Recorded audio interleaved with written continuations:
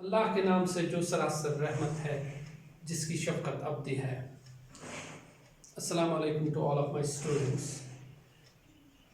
इससे पहले भी हमने एक क्लास ली जिसमें हमने ट्रेडिशनल कॉन्सेप्ट ऑफ सिक्योरिटी समझने की कोशिश की थी। आज हम again traditional concept of security को और समझने की कोशिश करेंगे। जैसा कि मैंने आपको कहा था that traditional concept of security यही कहती है कि that the states which exist in the world they exist in uncertain world. जब वो अनसर्टन वर्ल्ड में रहते हैं तब एक रियासत को हमेशा खतरा रहता है दूसरी रियासत से। एक रियासत की सिक्योरिटी को हमेशा खतरा रहता है from the other state. That's why we said that this traditional concept of security is also called external concept of security. But internal aspect भी थोड़ा बहुत, जो कि मैंने आपको कहा था कि traditional concept ignores the internal threats, लेकिन to some extent some threats, there are some threats which are internal and traditional concept of security also highlights those. लेकिन उसमें भी जब हम देखते हैं कि then according to traditional concept of security, internal threat वही threat है to the security जो internal है, लेकिन again वो खतरे में डालती है किसको? The sovereignty and the territorial integrity of the state. यानी हम कहेंगे according to traditional concept of security, अगर कोई threat ऐसी है जो इंटरनल है लेकिन वो भी एक रियासत की सॉवरेनिटी और उसकी टेरिटोरियल इंटीग्रिटी को खतरे में डालती है, then that is also a threat according to traditional concept of security. लेकिन वो चूंकि उस बात पर ज्यादा स्ट्रेस नहीं देते हैं, that's why we say that traditional concept almost ignores that aspect. लेकिन वो इंटरनल थ्रेट्स क्या हो सकती है अकॉर्डिंग टू ट्रेडिशनल कॉन्सेप्ट? हम कहते हैं for example, the civil war. For example, the separatist movements.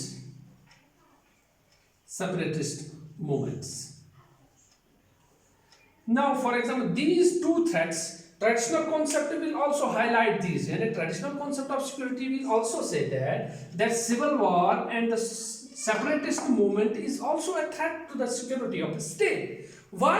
Because these two threats also ultimately endanger the sovereignty of a state. यानी ये दो threats भी ultimately किसको खतरे में डाल रही है? यानी civil war, separatist movement. Civil war means अगर मुल्क के अंदर ही है, यानी जो पार्टिसिपेंट, यानी ये ऐसी जंग जो मुल्क के अंदर ही है जिसमें जो पार्टिसिपेंट हैं वो इसी मुल्क के हैं, यानी the two parties are belong to the same state. तो वो सिविल वार जो है उससे भी मुल्क की सॉवरेनिटी को खतरा है, उसकी एग्जिस्टेंस को खतरा है। सेपरेटिस्ट मूवमेंट से मुराद है ऐसी तहरीकें जो किसी मुल्क में चले जिसका मकसद ये हो कि इस मुल्क, उस मूवमेंट का मकसद ये हो कि वो इस मुल्क से बाहर निकलकर अलग एक रियासत वजूद में लाए। Then these are also the threats to the security of a state according to traditional concept of security. फिर मैंने आपसे कहा था then what are the ways, in other words, what steps a state can take in order to secure its security according to traditional concept of security. तो उसमें हमने highlight किया था there are four main ways, that is, first is to deter, to defend, then balance of power, then alliance building. These all we have discussed in the previous class. Today we will highlight another aspect of traditional concept of security, that is traditional security or traditional notion of security and the cooperation. Now what does this mean? This means that जो traditional concept of security वाले हैं वो ये कहते हैं कि ये चार इकदाम उठाने के बाद भी एक रियासत cooperation को भी यूज कर सकती है, cooperation with the other states use कर सकती है in order to protect its security.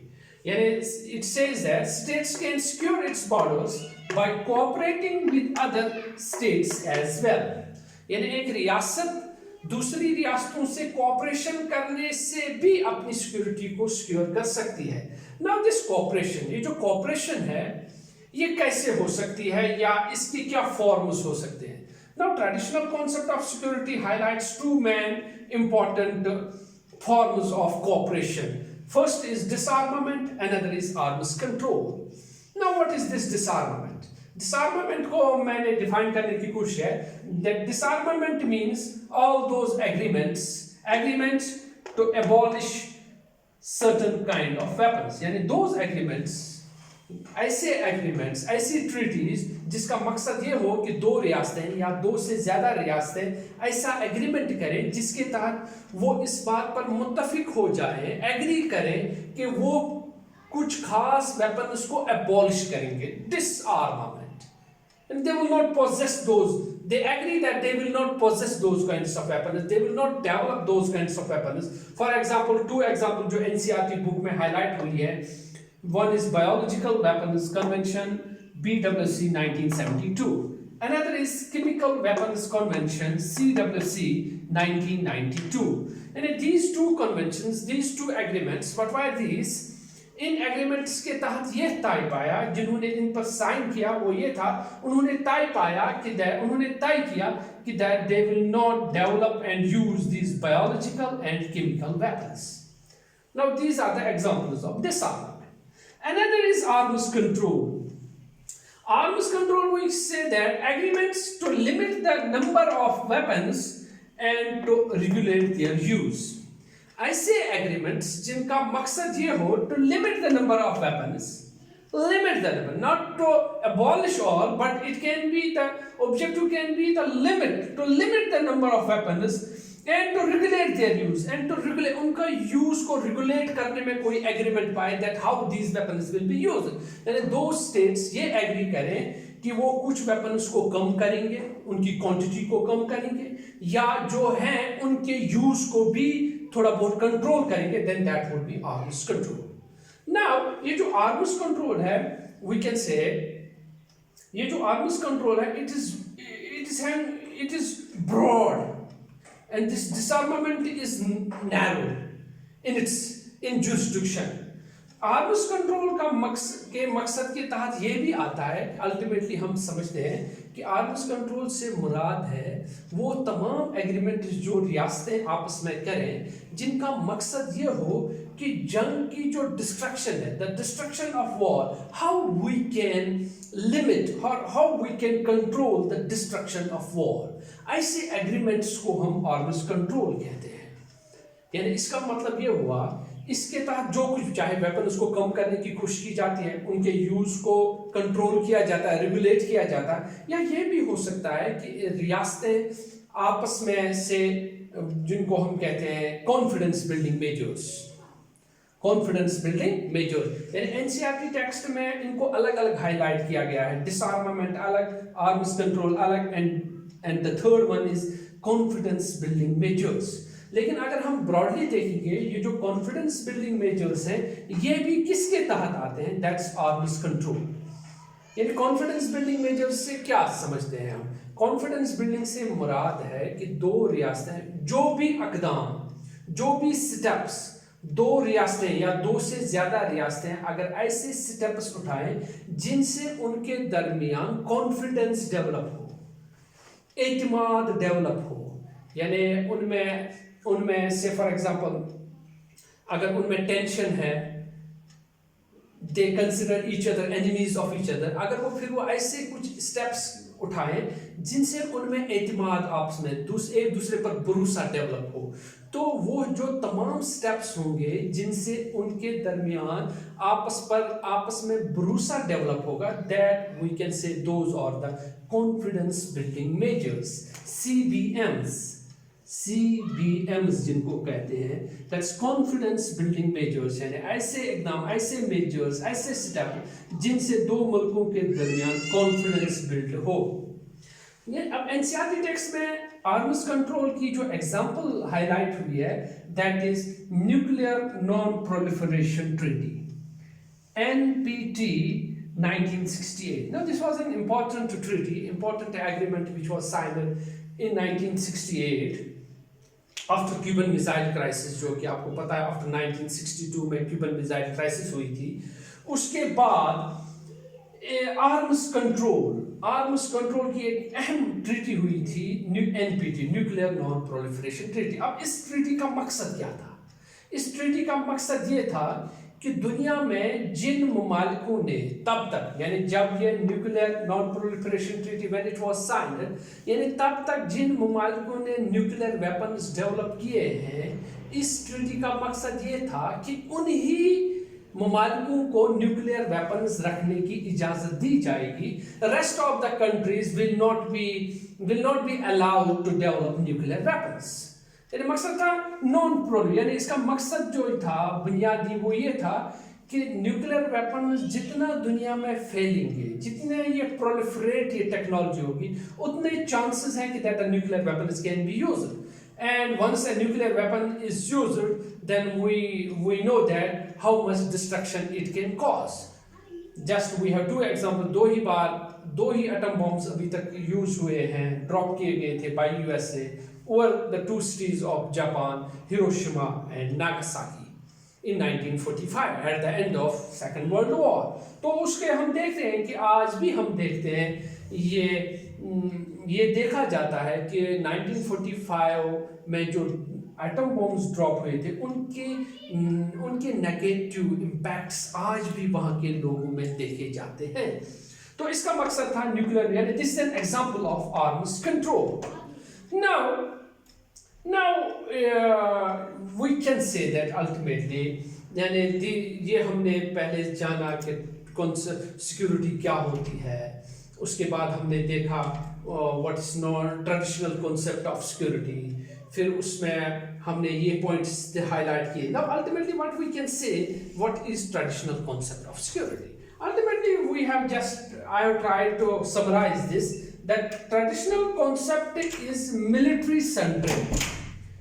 Whole concern of state is expected to continuously strengthen its military capacities to remain secure in this uncertain world. यानी ये इसका मतलब क्या है कि traditional concept of security ultimately हम ये कहेंगे इट्स मिलिट्री सेंट्रिक, यानी इसमें एक रियासत का जो मेन कंसर्न हाईलाइट हुआ है वो यही हाईलाइट किया गया है कि एक रियासत तभी सिक्योर हो सकती है जब उसकी मिलिट्री स्ट्रॉन्ग है, जब वो डिफेंड कर सकती है अपने आप को, जब वो वॉर को रोक सकती है, डेटर कर सकती है। यानी the whole concern of state is considered to develop its military strength. यानी सिक्योरिटी को मिलिट्री सेंस में ही लिया जाता है। यानी इस ट्रेडिशनल कॉन्सेप्ट ऑफ सिक्योरिटी में जो कंसर्न है दैट इज द स्टेट, यानी the concern of traditional concept of security is only the state. ये बॉर्डर्स कैसे सिक्योर रहे, how the sovereignty will remain secure, how the territorial integrity of a state will remain secure. This is the traditional concept of security. Now, ये जो traditional concept of security, it was challenged, we say, after the breakdown of USSR. USSR जब breakdown हुआ in 1991, तो उससे दुनिया में जो intellectuals थे या जो leaders थे, they started trying to realize कि ये जो USSR था, इसने तो इतने वेपन्स डेवलप किए थे, ये तो आर्म्स रेस में लगा था, इसने तो अपने रिसोर्सेज का मैक्सिमम पोर्शन मिलिट्री में लगाया था। यानी इतनी बड़ी मिलिट्री ताकत होने के बावजूद कैसे ये यूएसएसआर ब्रेक डाउन हुआ, यानी how it happened that a country, that a coalition of this country, that a superpower, after developing such kind of weapons which were जो क्वालिटी में भी बहुत अच्छे थे, जो कि क्वांटिटी में भी बहुत अच्छे थे, बहुत ज़्यादा थे, तो फिर ऐसा होने के बावजूद भी क्यों ये हुआ कि यूएसएसआर ब्रेक डाउन हुआ। तो उसके बाद intellectuals started trying to realise कि that perhaps our understanding of security is not what we can say is not accurate. तो उसके बाद हम देखते हैं कि ट्रेडिशनल कॉन्सेप्ट ऑफ सिक्योरिटी के एंड इसके बरक्स another concept of security after the breakdown of USSR developed, that was non-traditional concept of security. In the next class, we will try to analyze, we will try to understand the non-traditional notion or non-traditional concept of security. Till then, goodbye, have a nice day. Thank you.